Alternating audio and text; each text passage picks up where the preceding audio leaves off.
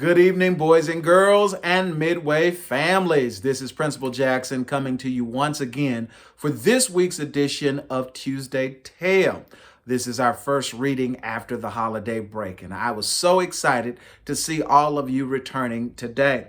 Today, I have the privilege of reading for you Ada's Violin, and it is the story of a recycled orchestra of Paraguay.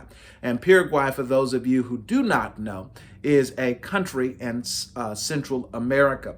And this story is by Susan Hood. It's illustrated by Sally Wren Comport. Okay, let's read. Ada Rios grew up in a town made of trash. Every morning at dawn, Ada heard the first garbage trucks rumble and roll down the road to Catura.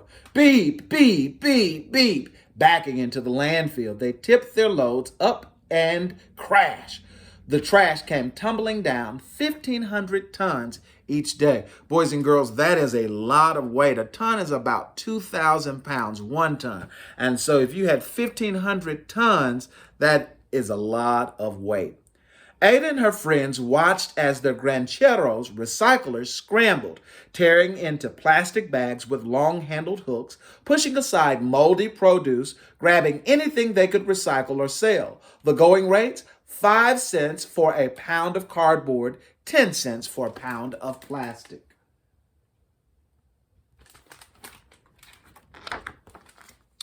The noisy, stinking, sweltering slum was not the most nurturing neighborhood. Ada watched, eyes wide, but didn't say much. And yet she liked to imagine each garbage truck was a box of surprises. One never knew what might be inside. Her father had found appliances, toys, perfumes, and antique watches. One woman even discovered a small box full of jewelry. Little did Ada know there was a bigger surprise waiting for her in the landfill.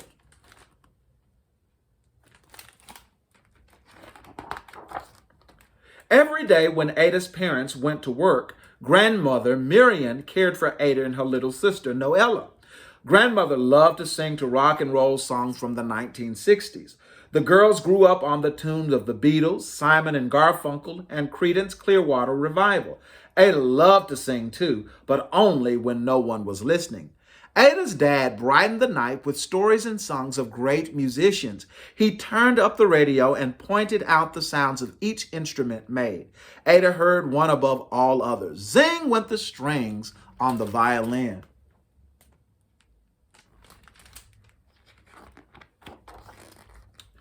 When the girls started school, grandmother returned to work as a recycler, collecting bottles and cans in the city. Classes let out at noon. Young Ada was in charge of Noelia upon her parents who were done with work. At first, the girls stayed close to home, playing with Grandma Miriam's doggies and making sand cakes in the dirt. Soon they joined their cousins, playing hide and seek or a game of handball in the streets.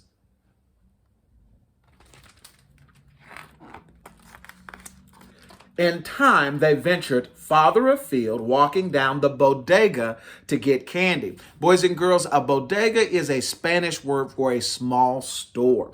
But Ada noticed the teenagers hanging out in the alleys, grumbling about life in the landfill looming ahead. What would happen to him, to her, to her little sisters? She watched as the older kids turned to gangs and got into fights.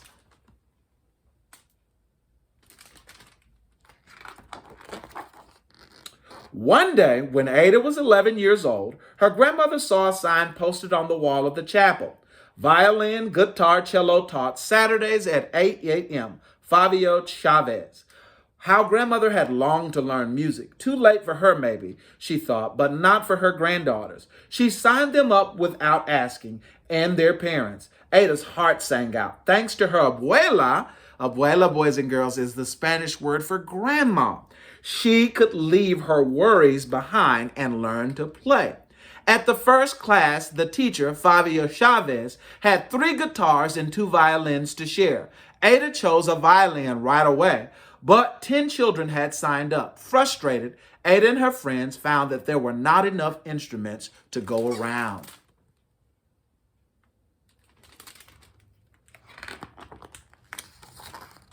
And there was a bigger problem. Everyone quickly realized that the children would need to practice at home, but it wasn't safe to be with an expensive instrument in Cultura, where the violin is worth more than a house. Watching the children play amid broken glass and rusty metal, Senor Chavez knew he had to do something. He remembered a band called Les Luthieres that made its own instrument. That was it. He asked Nicolas Cola Gomez, a ganchero and a carpenter, for help. Senor Gomez found a discarded drum with a big hole in it. What could he use to fix it? He picked through the trash and discovered an old X-ray film. What? Would that work?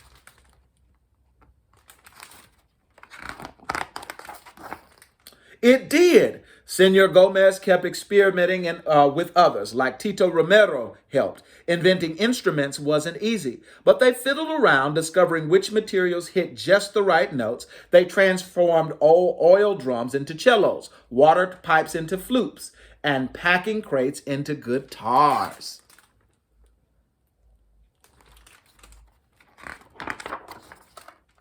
Soon there were enough instruments for all of the children who wanted to play. Ada chose the violin made from old paint can, an aluminum baking tray, a fork, and a pieces of wooden crate. Worthless to thieves, it was valuable to her. It was a violin of her very own.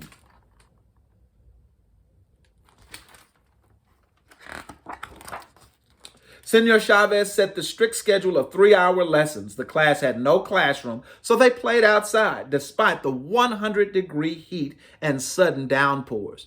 At first, Ada and the others struggled. Sharps and flats clanged and clashed. Playing an instrument is a process. It doesn't matter if one is rich or poor, ugly, fat, thin. You cannot learn to play an instrument overnight. Senor Chavez told the children. Some kids decided it was too much work and gave up, but not Ada. After the lesson, she would practice at home, sometimes 2 hours a day.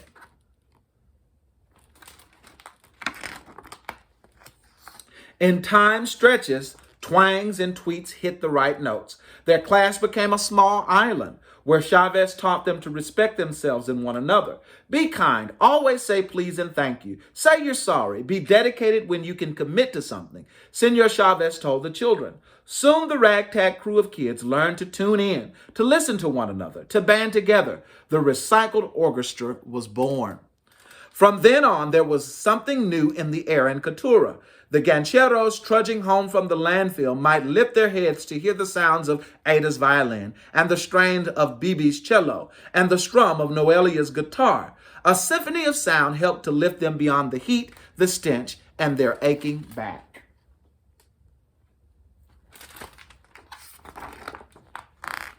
With her violin, Ada could close her eyes and imagine a different life.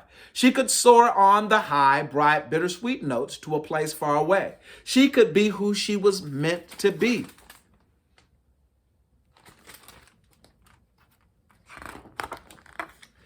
As Ada's skill grew, so did her confidence. Once timid, she took center stage playing solos. She helped teach the younger children too. Her teachers and fellow students took note. When she was 12 years old, Ada was named a first violinist. Imagine, she was first at something. Shortly after, she and her 39 fellow musicians were invited to perform concerts in Cultura and later in the nearby capital city of Anunciación.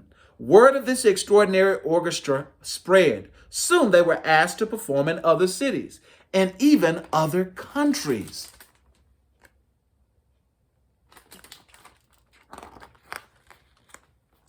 Ada and her friends flew on their first airplane, stayed in their first hotel, swam in the bright blue waters of Rio de Janeiro, sampled their first pastries and pineapple, and saw sights they never imagined. The world dazzled them, just as they dazzled the world.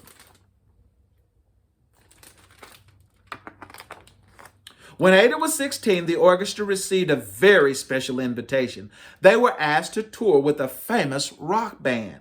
More than 35,000 people awaited them at their first concert in Bogota, Colombia. Ada was more than nervous. She didn't know how to enter or how to greet the audience. She went blank. She saw a giant stage with glaring lights and heard people screaming.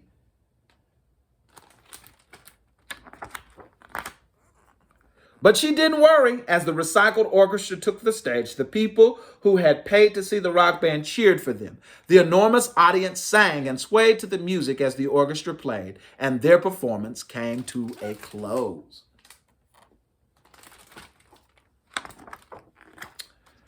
A crescendo of cheers, chants, and applause resounded across the park. The astonished kids bowed, grinning at one another. They had discovered the surprise waiting in the landfill. Buried in the trash was music, and buried in themselves was something to be proud of.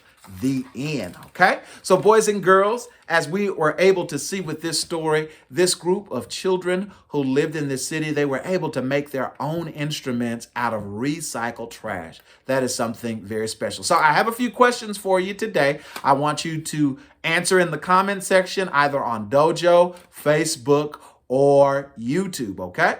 What is the Spanish word for grandmother used in this text? Second question, what is the Spanish word used for small store in this text? Okay. Last question, what was the name of Ada's first violin teacher? What was the name of Ada's first violin teacher? All right, boys and girls, thank you for tuning in tonight. The first three people to answer these three questions, I have a special surprise for you tomorrow morning. Thank you, boys and girls. Remember, as always, boys and girls, Midway matters. Good night.